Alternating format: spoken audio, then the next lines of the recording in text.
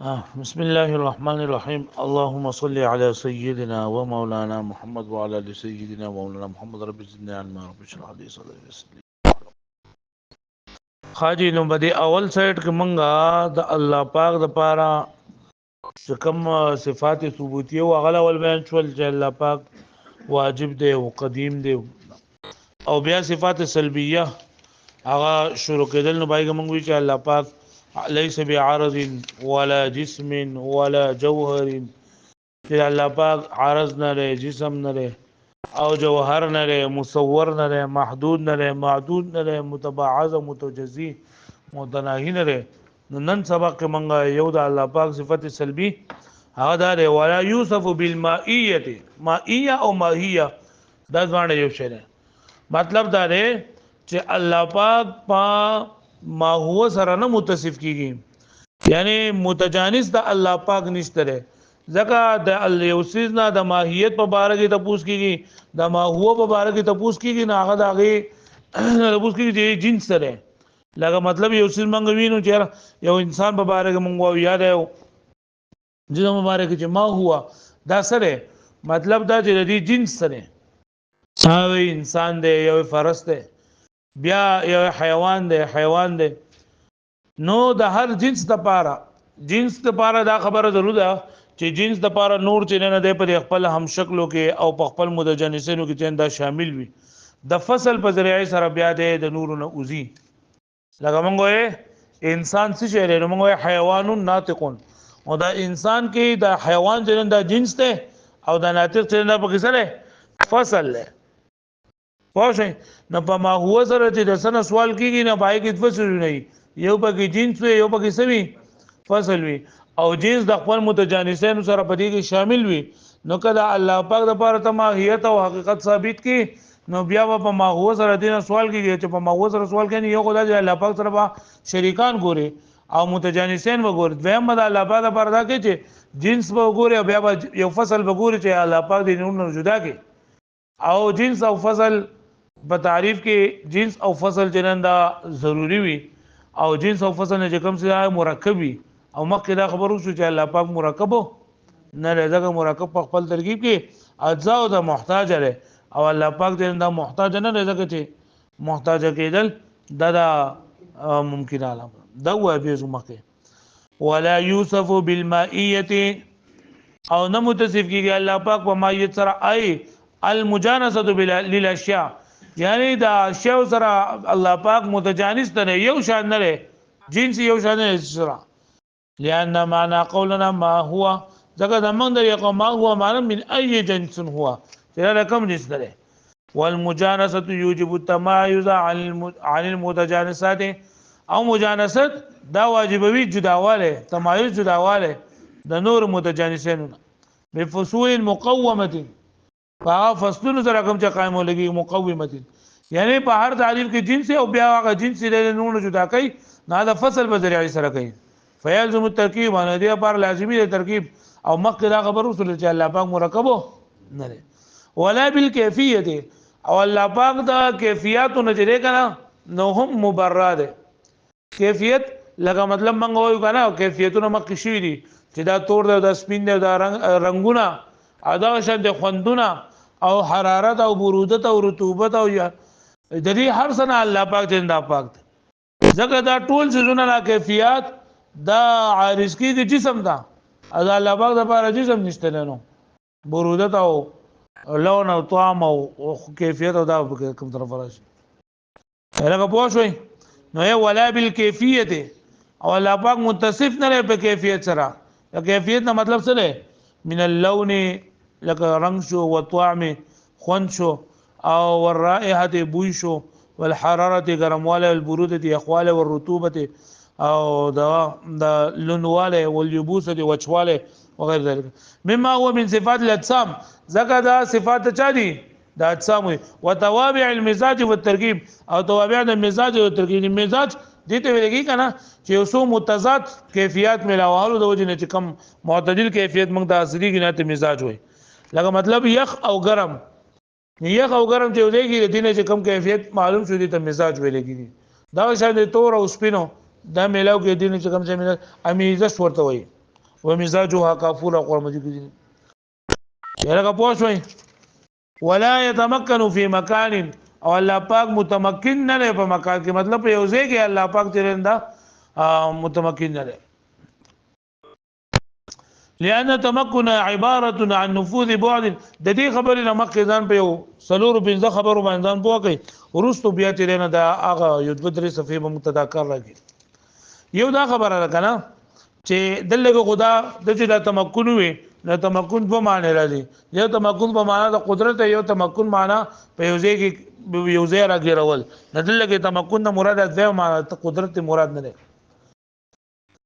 لول منګه دا خبره کو چې لکه بعد ستوي بعد مکان ستوي خلا ستوي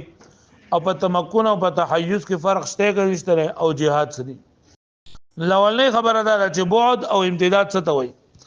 بعد او امتداد دا هغه عارض ته ویلېږي چې د جسم سره قائم وي او د دې د حقیقت نه سیوای چې بدلیږي را بدلیږي بعد یعنی منګه سو وایو لګ لريواله مطلب سره دا ګلاس ته کنه نه ګلاس یو سایډ دا یو سایډ دا نو پدې کې دا دونه بعد ده دې ته بعد ویلېږي او دا بعد بدلیږي را بدلیږي اوس ګوره د دې دا د دې په منځ د دې او په منځ کې فاصله دونه ده نو بعد د دې دونه ده اوس د دې کمرې او د دې کمرې په منځ کې فاصله د دې دیوال او د هغه دیوال په منځ کې بعد چیرنده سره ډیر دی دا شان د دې دیوال او د دې په دیوال په منځ کې بعد چیرنده ډیر دی نو دوه سيزونو په دې منځ کې چې کم سيز یعنی د جسم سره قائم وي او د هغه د حقیقت نه زائد وي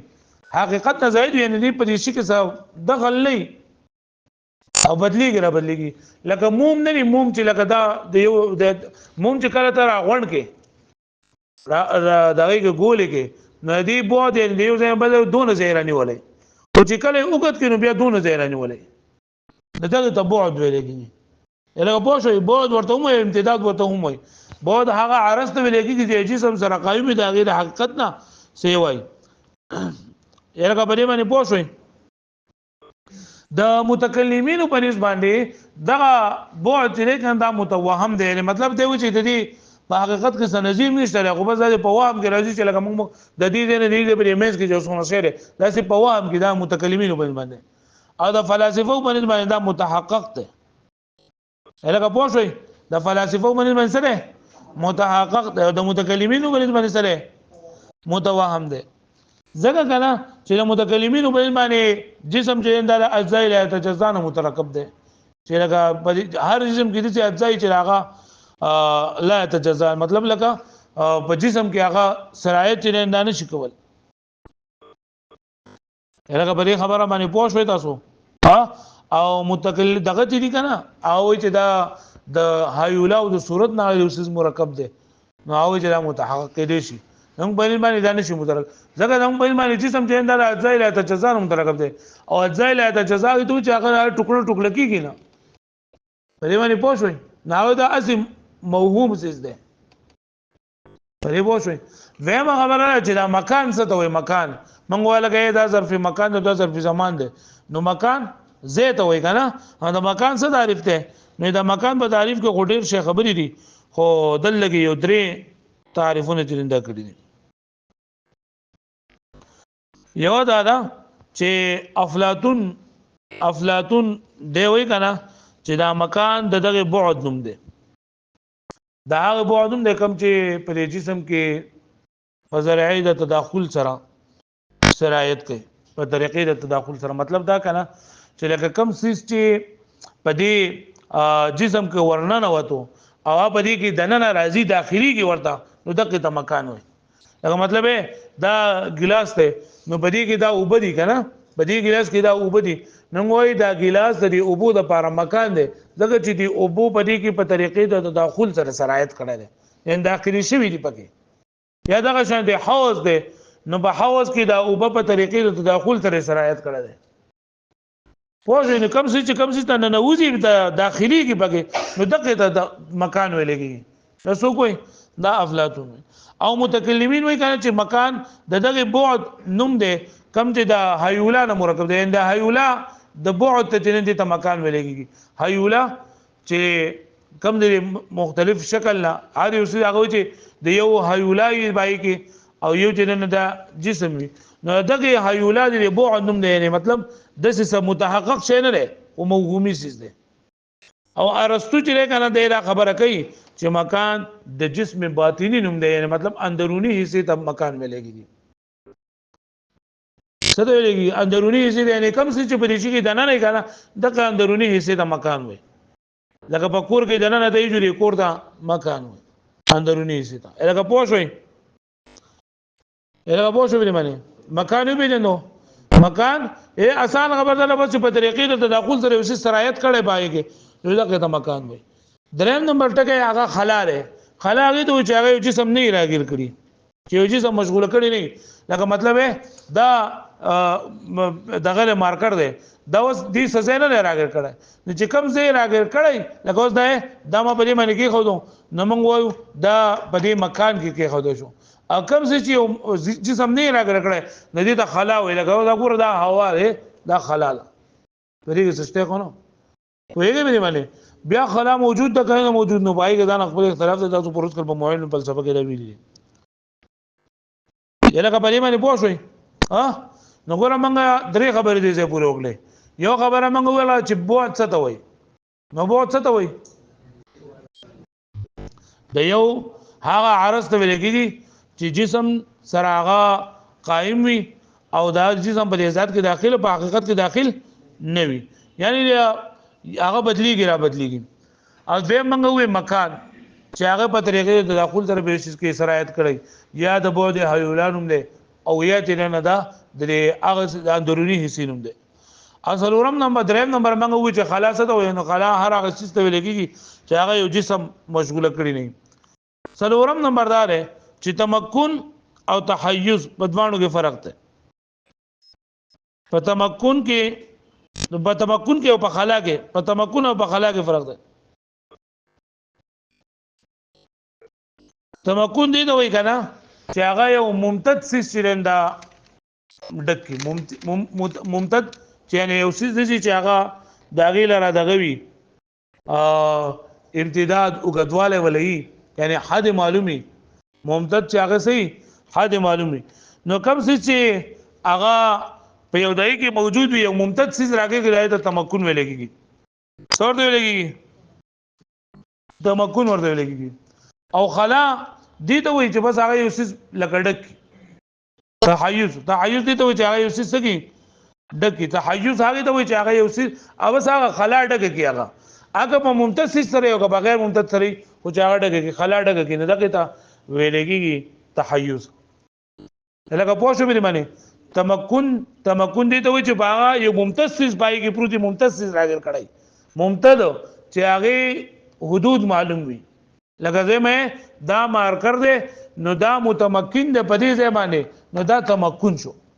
ځکه چې دې دا زیر راګر کړای او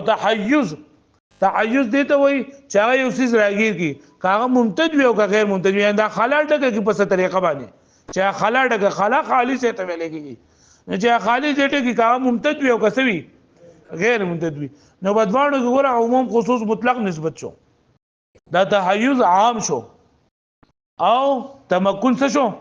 خاص شو ځکه تمکن دی ته وایي چې هغه ممتد سیز راګیر کی او تحیز چې بس یو سیز راګیر کی کاغه ممتد وي او کسوي تا غیر ممتد وي بلې خبره باندې پوه شوي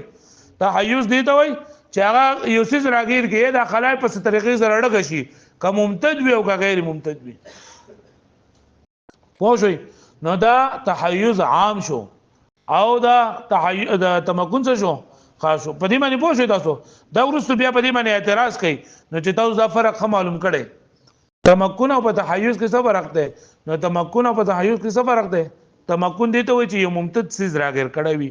او تحیز دی چې بس داخله په څه طریقه باندې کړي چې هغه په هر طریقې سره کوي که ممتد وي او که وي غیر ممتد وي شپږمه خبره ده چې جهاتونه چې دا ټول شپږ دي جهات طرفونه زمونږ په دې باندې جهاتونه سړي شپږ دي یعنی یو فوق ته او یو تحت ته یو یمین ده یو شمال ده او مشرق ته وسره مغرب ده دا شپږ طرفونه دي اطراف سوري د فلسفه باندې صرف دوه اطراف دي یو فوق ده یو تحت ده یو فوق ده بل سره او دا نور صورتونه چې دي کنه دا پر اداري کې راځي د دغه نه د جسم بدلیږي را بدلیږي دا غي نه دا په وجود کې راغلي لکه هاي اوسې یو لباته یو لاندې ده نو موږ یې کوي چې د مشرق او مغرب مشرق او مغرب دا مشرق دا مغرب ده موږ وای هغه وای چې دا سجده چې کوي دای لپاسه تر شو دای لاندې تر شو جسم بدلوا صرف دغه دوه طرفونه نه نشته ده په دې باندې پوه شو تاسو دا پنځه خبر تاسو زده کړلې یو ګوره موږ د بہت خبر اوکړه او دویم موږ د څه خبر اوکړه د مکان درېمو د خلا څلورمو د تمکن او په تحیز کې فرق منغوي او پنځم موږ څه ویل جهاد چوری وس راشه دی وی دا په یاد باندې وای بیا پتا سو کې چې دا شاعر رحمت الله علیه فرمایي چې الله پاک په هیڅ یو مکان کې متمکن نه دی زکه تمکن د یو بعد نه بل بعد پوری سرایت نوم دی چې یو سیس د یو سیس نه بل سیس ته وای کنه تمکن خو دې ته موږ ویل کنه تمکن څه ته وای چې هغه یو سیس ممتد پای کی کنه ممتد څه ته وای چې هغه یو سره بل سره سوي معلومي نه دی وای چې تا الله پاک په هیڅ یو مکان کې متمکن نه دی دغه تمکن د یو بعد نه د بل بعد پوری د سرایت پوری نوم دی برابر کداغه بعد متوهم لګره چا باندې باندې متوهم دی بعد د متکلمینو باندې او د فلسفو باندې هغه سره متحقق دی نو په دې اعتبار سره د متمکن فی المکان هغه څه شو چې هغه د غیر امتداد هم وي بعد ولا هم او مقدار ولا هم او کم سیز د پاره چې بعد ثابت کو تا مقدار دی ولا ثابت کو او امتداد دی ولا ثابت کو نه دا وتا مرکب کو او مخکې مونږ ویل دي چې الله پاک مرکب نه دی متجزی الله پاک نه دی وګوره تاسو ولا يتمكن في مكان او الله پاک په هیڅ یو مکان کې متمکن نه ولی لان التمكن عباره زکه تمکن عبارت ته عن نفوذ بعد في اخره چې دا با نافذ کېدل د یو بعد یعنی سرایت د یو بعد د بل بعد نه متوهم او متحقق کا متوهمي لکه چا په نسبانه د متکلمین باندې او متحقق یسوي متحقق وي يسمونه المكان نو دوه ته سوې مکان وته وي والبعد عباره او بعد څه ته وي نه بعد عبارت ده عن امتداد قائم بالجسم داغه امتداد کم چې قائم وي په جسم سره ممتد او بنفسه یا په نفس سره عند القائلين بوجود الخلا چې موجود وي اې د خلا والله تعالی منزه الله پاک منزه ده د امتداد او د مقدار او د بعد نه ولی ځکه کم څه د پاره چې امتداد او مقدار ثابت وي ناغه متجزی وي او الله پاک د متجزی نه مقروي لاستلزامه التجزي الګه پوښوي بلی باندې الګه بلی باندې پوښوي وځاوي کنه وای تا چې دا کوم خبر اوکړه تمکن د معنی چې دی بیان کړل نو دینه خدا معلومیږي چې دا مکان او محیز دا لپاره په کم کې چې بعد کم کې چې بعد وي هغه لپاره لکه مکان او حیز ثابت وي حالانکه جوهر فرد چې کم دی کنه جوهر فرد جزء لا تجزا نو دا متحیز دی لیکن دا غیر لپاره نسا بعد ته نو رسسته دی امتداد ته او نه متجزی دی نو څه جواب دی نو دا و چې دا جواب ته اعتراض دی حل کړل کنه چې دا د تمکن او تحیز په منځ کې فرق تل اندر دي امغه تمکن او تحیز په منځ کې فرق کړل دی چې تمکن څه ته وایي چې هغه سره غیري بعض یو څه راغیر کړه خو ممتد وي او متحیز څه ته وایي چې هغه هر یو څه راغیر کړه ممتد او غیر ممتد نو جوهر فرد متحیز دی او متمکن نه دی فإن القول كجدوه فإن قيل كجدوه لشي الجوهر الفرد متحيز جوهر فرد هو متحيز ده ولا بعد فيه او اس بعد ولا والا لكان متجزئا او كذا متحيز نشي متجزي بشي نو چې قلنا المتمكن اخص من المتحيز چې متمكن ده اخص ده متحيز ده نو جوهر فرد هو متحيز ده خو متمكن نه دغه متمکن دي ته چې هغه سره راګر کړای جسم مفرد به را ده ممتد به راګر کړای او جوهر فرد چرنده ممتد نه لان الحيز ذکر في حيز څه ویلېږي تعریف څه کوي لان الحيز هو الفراغ هغه فراغ یعنی هغه خالی زیره المتوهم چې په وام کې راځي الذي يشغله شيء ممتد او غیر ممتد چې هغه مشغوله کړي یو څه لکه ممتد او غیر ممتد وي الګه پوه شو دې باندې دا ماته ستوي چې مخکې منګه د تمکن او تحیز په منځ کې فرق وکړو نو اعتراض دار چې تعالی تعریف د خدا خبره معلومه شولا چې دا مکان او حیز د هغه لپاره چې چا بکم لګي لکه بعد دا وغیرہ دي بعد امتیاز بږي حالانکه جوهر فرد چې دا کو لکه متحیز دی او د هغه لپاره نسب بعد شته او نو رسسته امتداد ولا شته یعنی جزء لا تجزا نه پر بعد نشته ده کنه یعنی یو څه ځای دي چې ټوکړي ټوکړي کیږي نو ته وایې چې د دې نه دې پوری سکی نشي کېږي نو دا څنګه متحیز موږ وایو متحیز او په تمکن کې فرق دی متمکن دي ته ویل کېږي چې هغه جسم ممتد راګر کړي او متحیز آیته ته چې هغه ممتد او غیر ممتد خو راګر کړي جو عارفت متحیز خوده او متمکن نه الګه پوه شو به معنی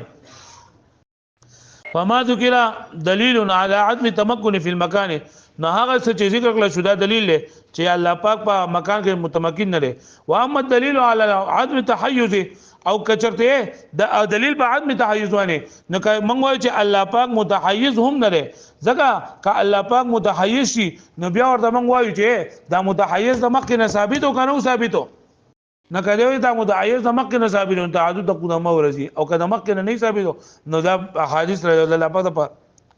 حدیث شه دانش کوله و اما الدليل على عدم التحيز فله انه لو تحيز کچره دا متحیز شي نو فاما في الازل ياخذ بدافع ازل کې بدا موجودي نو که په ازل کې فیلد مقدم الحیز نو بیا به د حیز قدیم ولا راځي او تعدد قدمه نارواله